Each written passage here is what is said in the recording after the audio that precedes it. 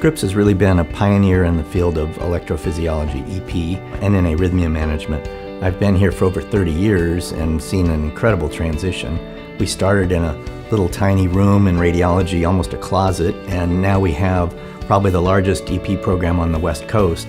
We have 6 EP labs and 2 hybrid ORs. We have 20 electrophysiologists on staff and over 40 staff working just in EP. So it's become a big, successful program that we're very proud of.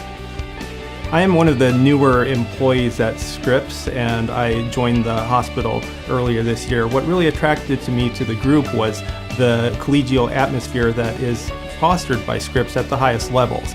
It begins with the greeters at the door, and it goes all the way up to the CEOs of the healthcare system. And in between are the doctors and the nurses that care for the patients on a daily basis.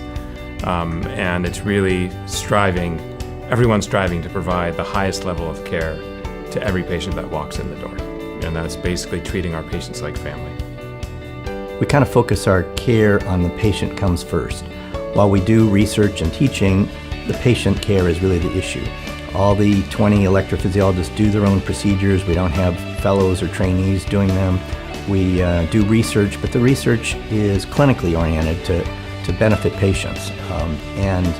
And that's why we have patients coming from far away to come here to get their care at Scripps.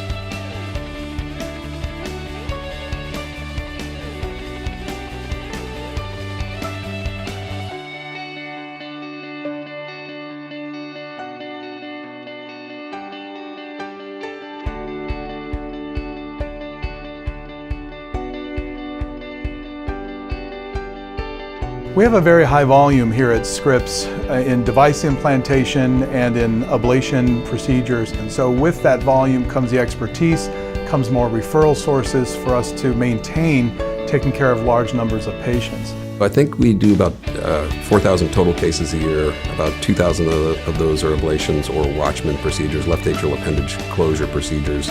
We have several unique approaches to AFib ablation. Some of the unique things that we're doing here is we're taking a convergent approach, a combined surgical and catheter ablation approach to AFib ablation. The convergent approach is relatively new. We were the first in San Diego to do it with the first patient, and the outcomes, from my personal experience, have been excellent, very, very promising.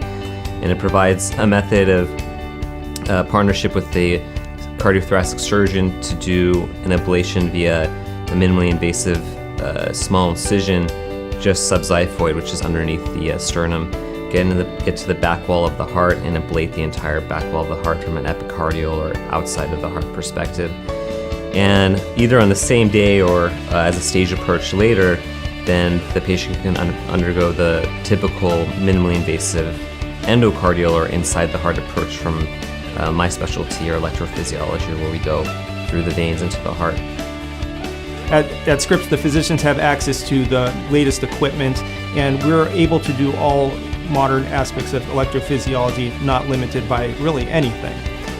This includes things like the cryoablation, the cryoballoon, where in atrial fibrillation ablation, instead of using a thermal catheter and burning the areas that are causing the atrial fibrillation, we go in and freeze the areas, and this allows a more comprehensive lesion set. And there's lots of early evidence that this leads to better outcomes for the patient.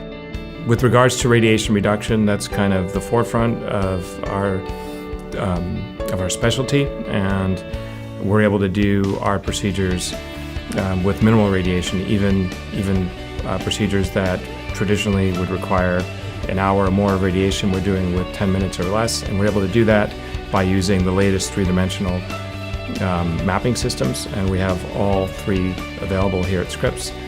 And we're also using a shield that allows us to do our procedures with minimal radiation to ourselves and to the patient.